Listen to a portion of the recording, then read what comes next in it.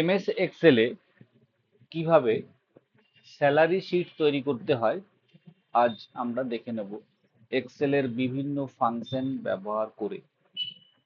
এখানে আমাদেরকে কতগুলি এমপ্লয়ি আইডি, এমপ্লয়ি নেম এবং বেসিক পে দেওয়া আছে। ক্যালকুলেট করতে হবে তাদের DA, HRA, MA, gross pay, PF, P tax. পিট্যাক্সটি ক্যালকুলেট করতে হবে নির্দিষ্ট টেবিল থেকে এবং নেট পে। ডিএ ক্যালকুলেট করার জন্য আমরা ফর্মুলা ব্যবহার করতে পারি। এখান থেকে আমরা দুটি ফর্মুলা ব্যবহার করতে পারি, equal to basic pay multiply 0.15। আমরা জানি 15% মানেই হচ্ছে 0.15, ইন্টু করলে আমরা পেয়ে যাব বেসিক ডিএ। যদি আমরা ইন্টু করে না করতে চাই তাহলে আমরা এইভাবেও করতে পারি, equal to basic pay multiply 15%। Direct 15% লিখেও আমরা করতে পারি, দেন এন্টার। তাহলে আমার কাছে চলে আসবে ডিএ, ড্র্যাগ করে দেবো, বাকি ডিএ গুলি পেয়ে যাবো। এইচআরএ ক্যালকুলেট করার জন্য equal to basic pay multiply 12%, enter. তাহলে পেয়ে যাবো এইচআরএ। এমএ ক্যালকুলেট করার জন্য equal to basic pay multiply 3%,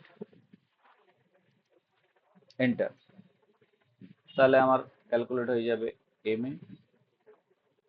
gross pay calculate করার জন্য অটো সাম করতে পারি, কারণ আমরা জানি গ্রস পে হচ্ছে basic plus DA plus HRA plus MA. Addition করতে পারি, equal to basic pay plus DA plus HRA plus MA. এটা অ্যাডিশন করতে পারি, অথবা আমরা অটো সাম থেকে পুরোটা সিলেক্ট করে অটো সামের সাহায্য দিয়েও আমরা গ্রস পে ক্যালকুলেট করতে পারি। ট্র্যাক করে দিলাম, বাকি সেলগুলি গ্রস পে পেয়ে গেলাম। পিএফ ক্যালকুলেট করার জন্য 6% equal to basic pay multiply 6%, enter. চলে আসবে আমার পিএফ।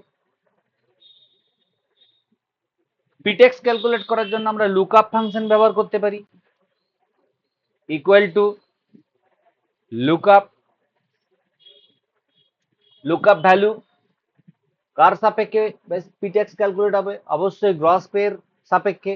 তাহলে lookup value gross pay G3, কমা লুকআপ ভেক্টর এখানে পিটেক্স। টেবিলটি ভুল দেওয়া আছে, এটি পিটেক্স হতো না, এটি হতো গ্রস পে। এই রেঞ্জটি হচ্ছে গ্রস পে এর রেঞ্জ। তাহলে গ্রস পে, দেন গ্রস পে এর রেঞ্জটি ফিক্সড করে দেওয়ার জন্য কিবোর্ড থেকে F4 কি প্রেস করব, কমা দেব, তারপর পিটেক্স অ্যামাউন্ট ক্যালকুলেট করার জন্য পিটেক্স এর রেঞ্জ সিলেক্ট করব, কিবোর্ড থেকে F4 কি প্রেস করে লক করে দেব, ব্র্যাকেট ক্লোজ, এন্টার। পিটেক্স চলে আসবে, দেন ড্র্যাগ করে দেব। এই রেঞ্জটি হতো গ্রস পে,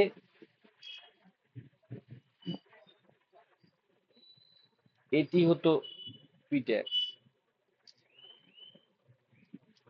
টেবিলটি ভুল দেওয়া আছে,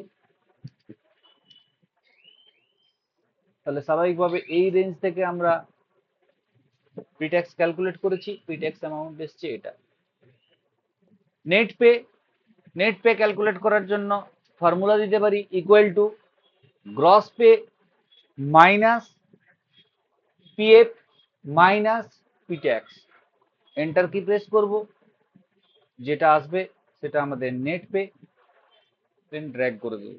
যে রেজাল্টটি পেলাম সেটি হয়ে গেল আমাদের নেট পে। আশা করি সবাই বুঝতে পেরেছো।